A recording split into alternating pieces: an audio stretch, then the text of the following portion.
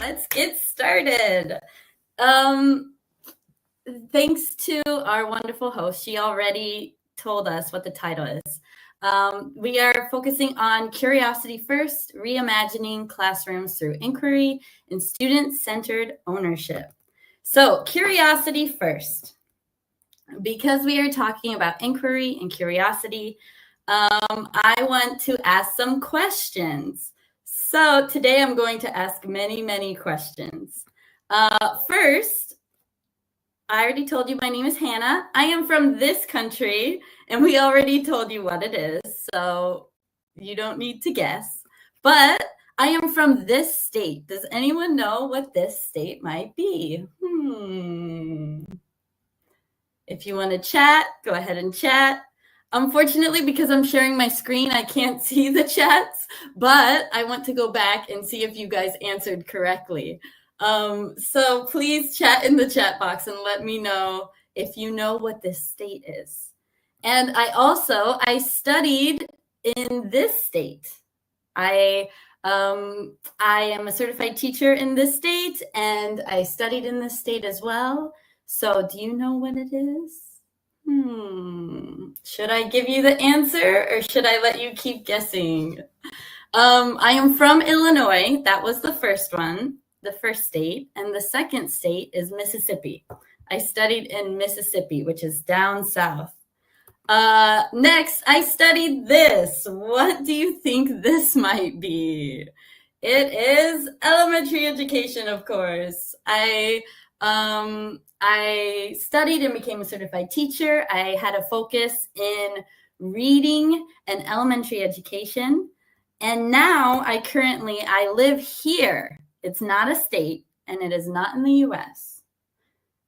Some of you might already know the answer, but if you don't know, I want you to guess what country you think this might be. And if you guessed South Korea, you are correct. Yay! So I have lived in Korea for over 8 years now. I have been a teacher. I've taught a lot of kindergarten and preschool and younger education, but I've also taught elementary education as well. And I absolutely love being an EFL teacher. So today I'm going to be giving some experience, and I'm going to be sharing some stories as well as tips and tricks and things that I like to use to create inquiry in the classroom. So now I work for this company, eFuture, and you've probably seen our logo many different places throughout EDU 361, Edu 361. We are an ELT publishing company, and so if you haven't seen us in the exhibit hall, I encourage you to check us out. But yeah, that is what I'm currently doing. I work for eFuture. So let's get started. First question. I'm going to have many today, but the first question is, what if learning began with student questions and not teacher objectives? So the 3 key takeaways today, we're going to focus on learning begins with questions, students as co-creators. Hannah, sorry to interrupt you. Yes, Can you change the slide, because it is still the first slide? Oh, is it really? Yeah. Oh no. Okay. I'm sorry about that, everyone. No, it's okay. It's fine. Let's try this. Can you see my screen now? Can you see it? Yes? What about now? Okay, I hope you guys can see it. This is what I showed you before. I showed you pictures of the country and the state. Now we can see the screen. Yeah. Okay. Wow, I really made you guess. You couldn't see anything. Yeah, it was a wild guess. lots of curiosity. Did I do that on purpose? Maybe. So before I showed you the outlines of the states and I wanted you to guess the state and the country, I already told you the answers. So that was an introduction into who I am and what I am sharing with you today. So yes, I was focusing on the 3 key takeaways of today. Learning begins with questions, students as co-creators, and curiosity is contagious. If you can't see my screen, please let me know. I hope that you guys can see. No, it's fine. We can see the screen. Perfect. Thank you. So 3 key takeaways. The first one, learning begins with questions. We're going to talk about reframing lessons around student inquiries to foster deeper understanding and engagement. But first, how do we inspire these questions? It seems easy to say, oh, start with questions, not objectives. But how do we get the students to ask questions, especially if they are EFL students and they might not know what questions to ask? They might not know how to ask questions. So how do we inspire curiosity? So how do we inspire these questions? So what I like to do, what if we started every class with a photo, just one photo, like this. And with the one photo, you could do this in different ways. You could ask the questions if the students are young or unable to create questions on their own, or you could have this as an entry activity. They come into the class and they have to create a question and then ask their classmates. So for example, if I show this photo of ants, the students could create different questions if they are able to, or I could ask them questions like, what is in the photo? What are they doing in the photo? Where do you think the photo is? Why are there light spots? It's important to model first as a teacher, and the students can practice over time. If they do this every day, instead of coming in the classroom and sitting and waiting for class to start, we can show a photo and get them thinking about questions.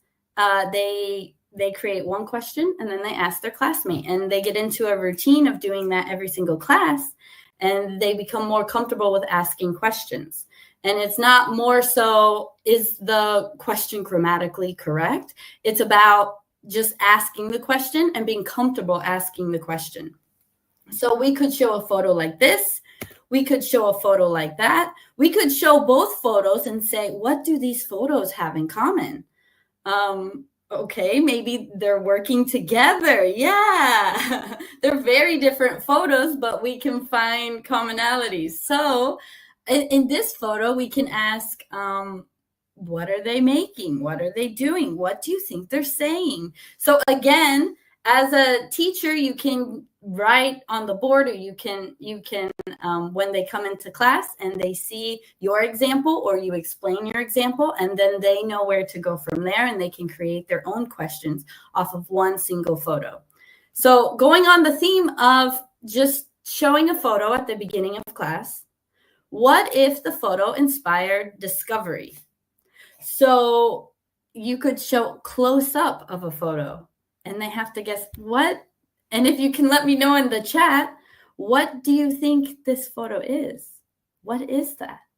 What do you see? What are those lines?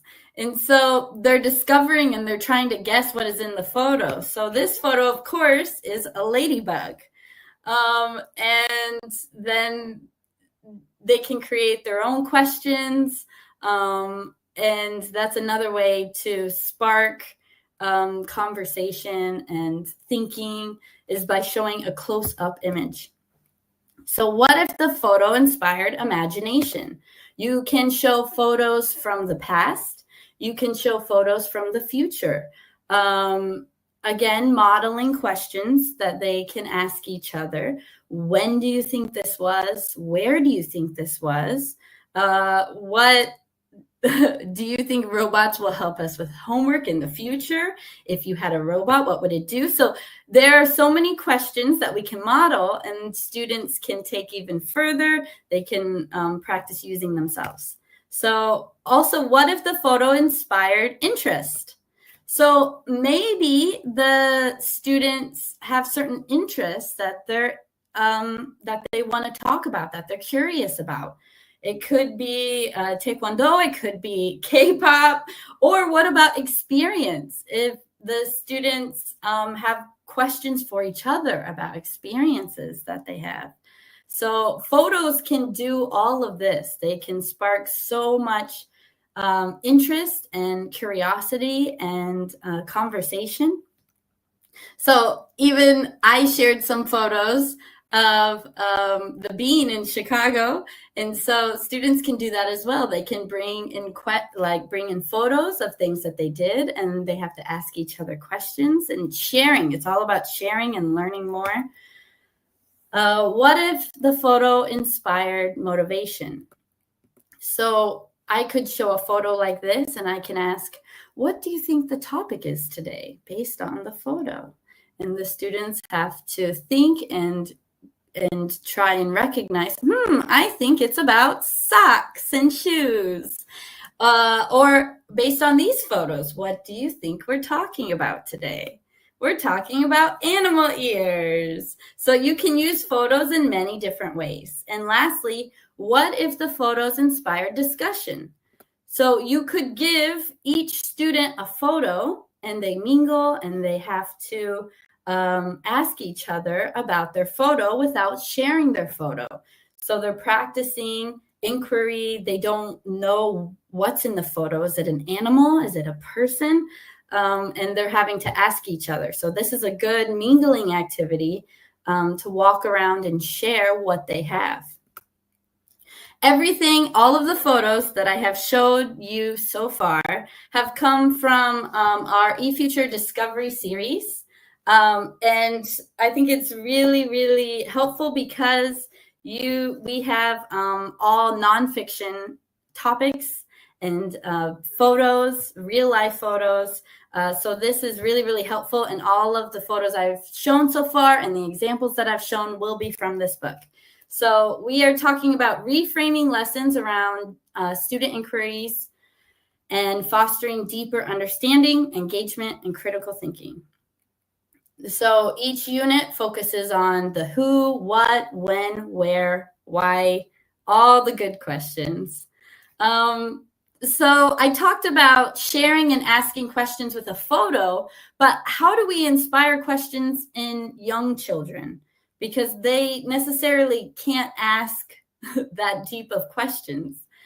So I wanted to share some experiences of when I was a teacher for young kindergarten 5-year-olds. So as you can see in the photo here, we made s'mores and we had a campfire. We made a tent with twinkle stars. I also took 2 toilet paper rolls and put them together as magnifying glasses. And there was photos of like animals and different things that I put on the other end of the binoculars. And so the students just loved pretending that they were camping. And I think that's the biggest way to inspire inquiry in young children is absolutely through experience. And if we have to make that experience in the classroom, that is the best way to get them thinking and exploring and wanting to know more, inspiring them to want to know more. Also, for a unit on jobs, having them dress up as jobs. And I tried to blur out their faces for privacy's sake, but their outfits were so cute. I wanted to share with you. They all dressed up as artists, different kinds of artists. So some are musicians and some are painters. And we had a different day with different jobs, but not just having them look at the book, but involving them, getting them interacted as well, is a great way for them to want to learn more. So what is inquiry-based learning? The key idea is that learning starts with a question and not an answer. And I have to, of course, introduce John Dewey. I'm sure a lot of you probably already know. He is super famous, and he's often called the father of progressive education.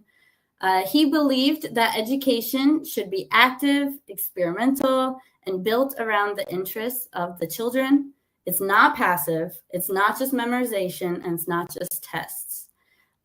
He really encouraged project-based, hands-on learning that allows students to explore questions and discover.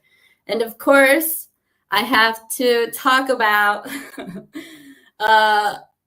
student-centered learning and the mother of student-centered learning.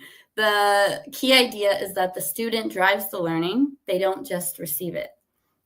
Maria Montessori, she was one of the first women in Italy to become a medical doctor, and she had such a passion for children. She said that the role of the teacher is to guide and not to instruct, and to prepare an environment that encourages exploration and independence. She believed that children are naturally curious and learn best through self-directed activity.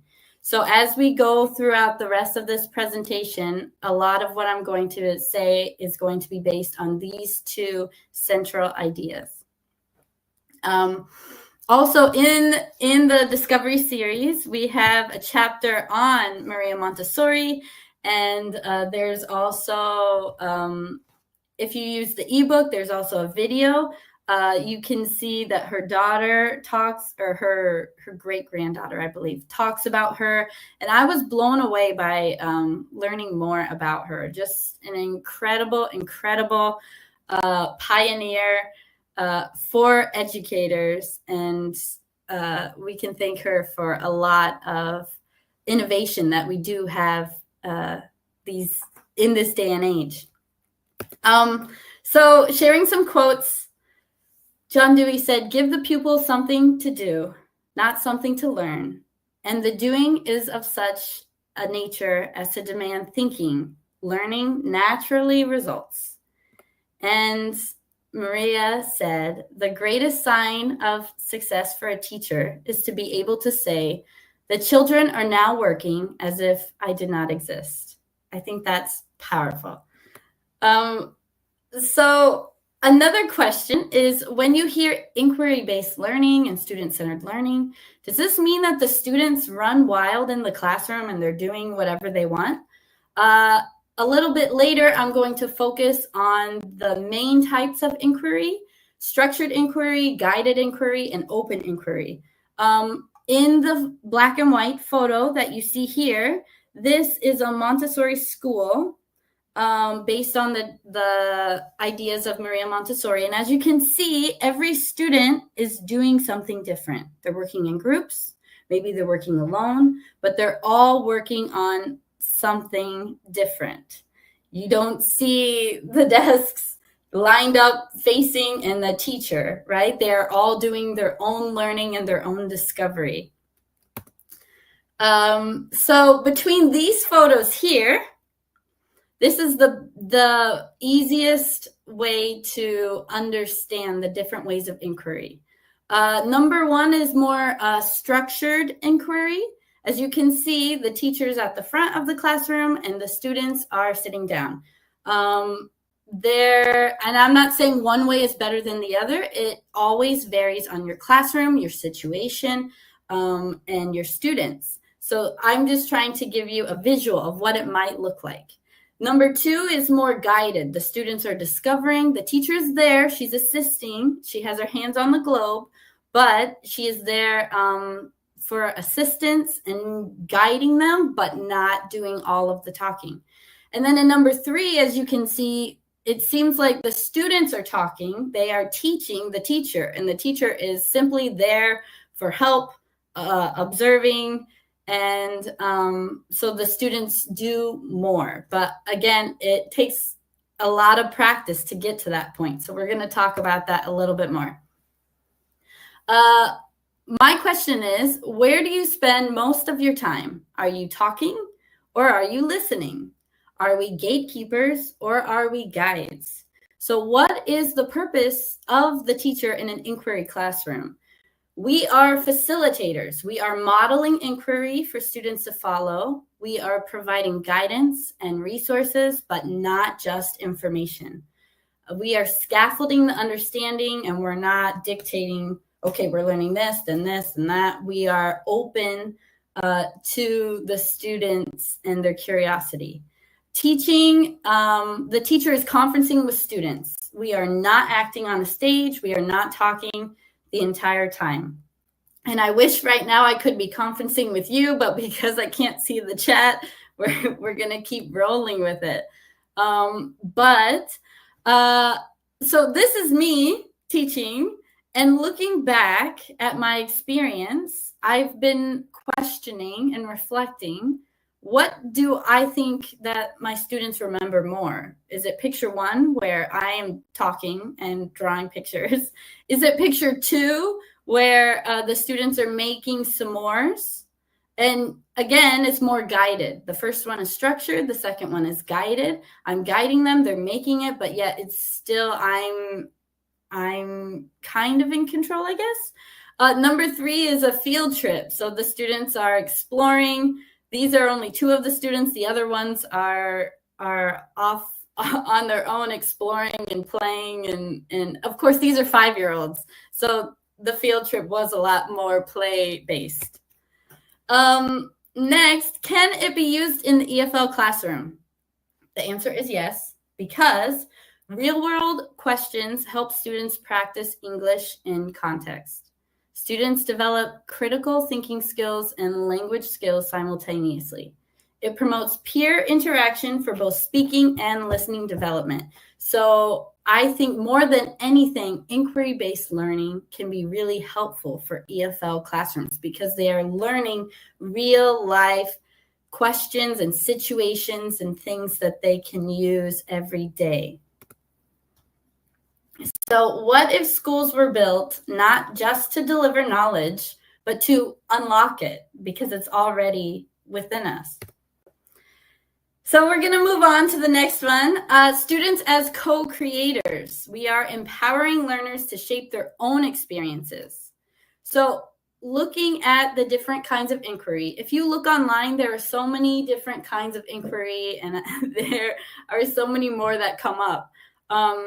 There's confirmation, where the teacher does the majority of everything. There's problem-based and coupled inquiry, where you use guided and open. But today, I'm just going to focus on 3: structured, guided, and open inquiry.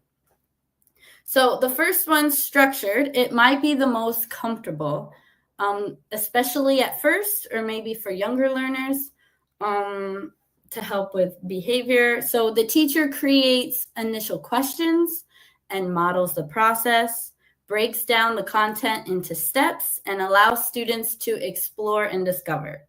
Now the students, they are asking and they are observing and they are collecting, analyzing data in a structured way. They cultivate conclusions on their own, but they have help. The teacher is guiding and modeling.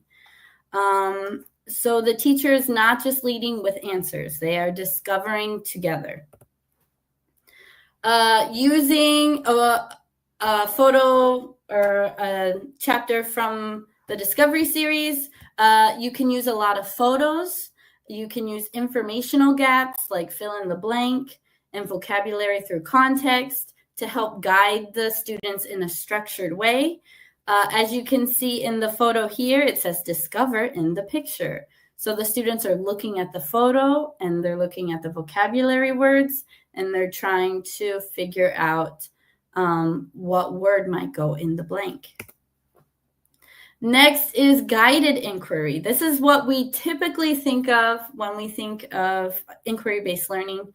The teacher leads with questions and not information, still assisting and scaffolding and conferencing, planning field trips and activities, but the students are doing more. They are doing their own research.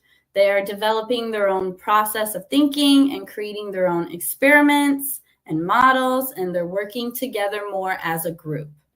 And I think group work is wonderful.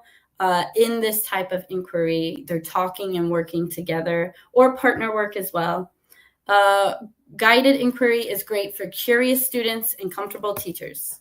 So here for field trips, it's a wonderful way to inspire during guided inquiry, because the students are seeing and they are thinking, and maybe they go on a field trip and you can give them like a notebook. They have to try and create their own questions. And when we go back later in the day or the next day, they have to ask the questions or share their questions. It's a great way to guide the students to doing their own inquiry. So here we have questions about the main photo, where you see discuss and discover. The students are asking each other and asking themselves, where are the people in the photo? What is inside the glass box? What comes to mind when you see dinosaur bones? So here we have more challenging vocabulary and sentence practice as well. And as I mentioned before, field trips are a wonderful way for hands-on self-learning. Open inquiry, it requires higher order thinking. So the teacher is not just instructing, they are conferencing and meeting with the students and asking questions. They're helping them by guiding and pushing them to ask deeper questions. They are showing strategies to improve skills. Now, the students are doing a lot more. They're 100% in the lead. They are self-guided. The teacher is there to help. Here, the students are leading. They're discovering things that are interesting to them and formulating their own experiments and questions, collecting data and sharing what they found. So this definitely requires higher order thinking and practice. You cannot just jump into this. It requires a lot of planning on the teacher's part, and a lot of social and understanding from the students of what is expected of them. So we will build up to open inquiry learning. And as you saw before in the Montessori photo, the black and white photo, the students knew their task, they knew what was expected of them, and they were exploring on their own. Or maybe they can go to their classmate if it looks interesting and see, what are you doing? That's inquiry as well. So here in this slide, as you can see, there are more questions. The photo is interesting. We might want to ask, where is she? Why does the sky look like that? What is it called when the sky looks like that? So sparking a lot of curiosity. So my next question is, what happens when the students are designing the learning?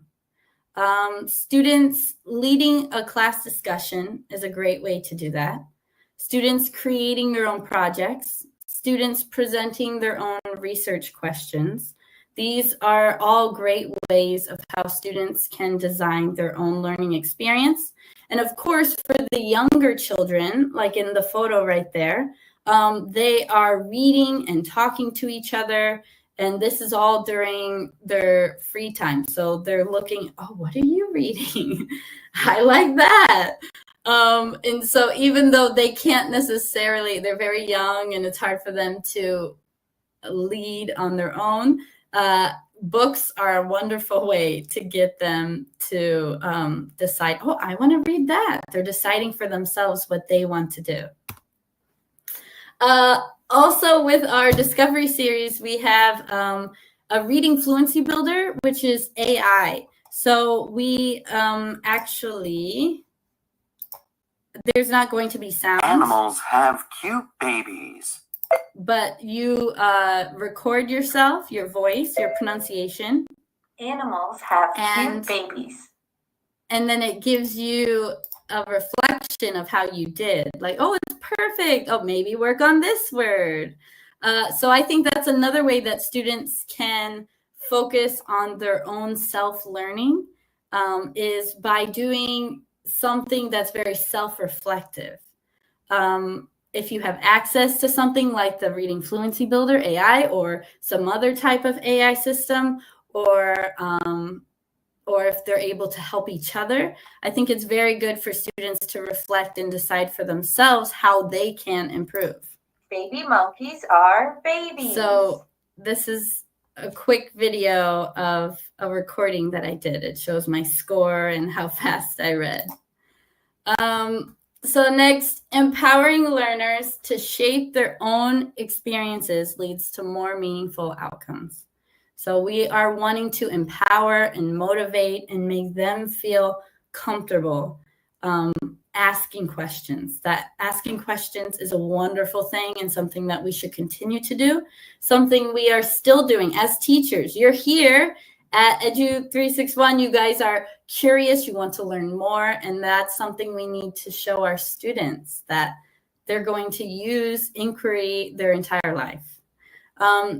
Exactly, they're going to use it in their adult life. The more interested they are, the deeper they will dig. So letting students have the freedom to decide what they're going to learn, how they want to learn, when they do the projects, who they do the projects with, things like that is great ways to give them more leadership. So what results are we aiming for? We want higher engagement, motivation. We want better retention. If you are doing something hands-on, you're going to remember it. If you're just hearing it, it's harder to remember. So actually doing it yourself is going to create better retention. We want more student talk time, increased critical thinking, and an increase in student ownership and ultimately confidence, especially for EFL learners. That is the key. So creating safe spaces is really important. We need brave spaces so that the students are confident. We need, the teachers are not just giving answers. We shouldn't be giving answers at all. The students are finding it. They're helping each other find it. Cross-disciplinary learning is very important. They're learning different subjects along with English. They're not just learning English. They're learning other subjects as well.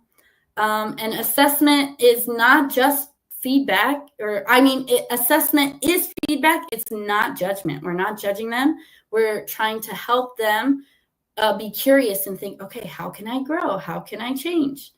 And this entire presentation, it's not about tips and tricks. It's about designing an environment where curiosity spreads and they want to learn more. So the last one, curiosity is contagious. Classrooms that prioritize wonder and exploration inspire lifelong learning. So it's important for us to model curiosity as a teacher.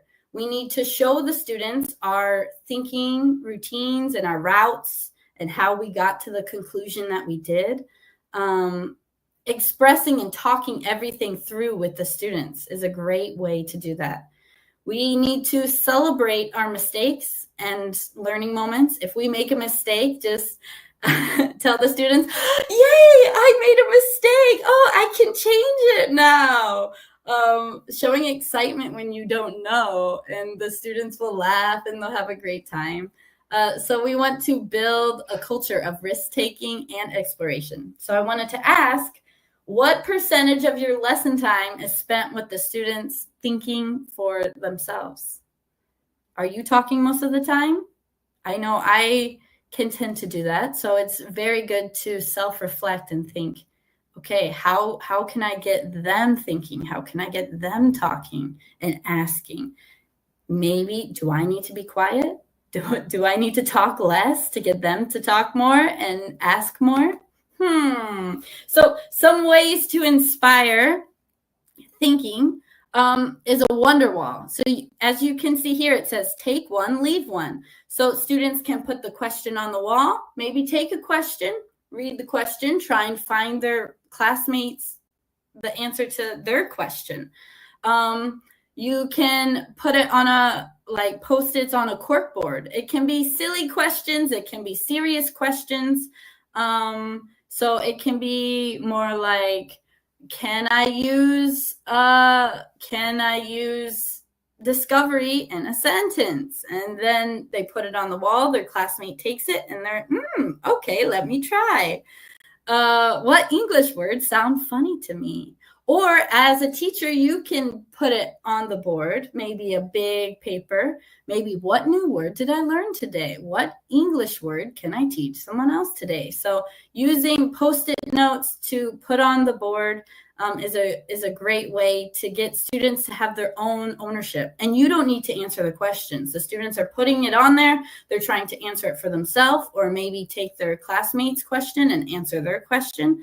You can also have a jar, like at the bottom, maybe at the end of the day. The students have to think of one question about what they learned that day. They put it in the paper and they put it in the jar. And then the next day, when they come into the class, let's look at our question jar. We pull out the questions, and we maybe you can put them in groups and they have to answer to each other. Okay. So the question was about polar bears. And I remember we learned that last time. Can I try and answer this question? So using different ways at the beginning of class and at the end of class to end and start with a question that helps students use their retention and remember everything that they learned. So here are some other ideas that I wanted to give to help inspire inquiry and how to use it in the classroom. So if students aren't generating ideas or questions, are they learning or are they just repeating? So we can let students write their own quiz questions. We don't need to use it as an actual form of assessment, but they can create quizzes for each other, for their friends. We could have a teacher hot seat where the teacher has to sit there and the students can ask them questions. Of course, this has to be guided and you don't have to answer everything.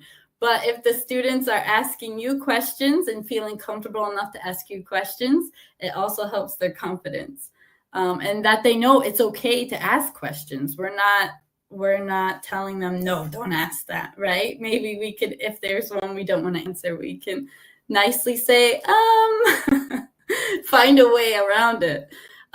We can do choice boards. The learners can select how they want to demonstrate their understanding, how they want to learn.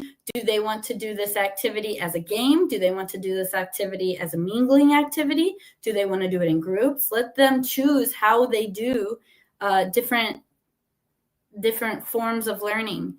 We can have Genius Hour where we set aside time for personal inquiry. The students study, they find something that they're interested in, and then they get to explain it to their class. They are the genius. Students can generate research topics and create their own rubric. There are many different ways to get students more in charge as co-creators. So I want to ask you, how often do your students decide what to learn, how to show their learning, and how to measure success? If there are ways that we can do this more and more, I strongly hope that we can continue to do that as teachers. So, like I said, letting them decide. The comprehension section, okay, do we want to do it as a group? Do we want to do it as partners? In the grammar practice section, should we do it as a game? Should we create a game together? Can you create the game? Letting students have more ownership in their learning. So we're almost done. I want you to remember the level of inquiry should be customized to meet the needs of students. Every class is different, and the approach of the teacher should reflect the class. A lot of time, planning, and resources are needed for inquiry-based lessons so that it can occur smoothly. So it's not just you show up that day and you're like, okay, students, go. There is a lot of planning and there is a lot of structure that is needed, but once you get used to it, it becomes very familiar and a lot easier. So not every question needs to be answered, and that's the beauty of inquiry-based learning. Open-ended questions and answers help students derive their own ideas and what they think. So I want to ask you, what is one shift? If you can type in the chat, and I'll see you in like 30 seconds. What is one shift you can make tomorrow to put curiosity first? What is one habit you think that you can change? Or what is one structure about your current classroom situation that you might want to reflect on? What is one way to invite the students to talk more, to have more ownership in your classroom? So I just want to say thank you, teachers. Teachers are truly amazing, and I'm honored to be one of them. I'm honored to be a part of this expo and getting to meet wonderful teachers already. It has been amazing.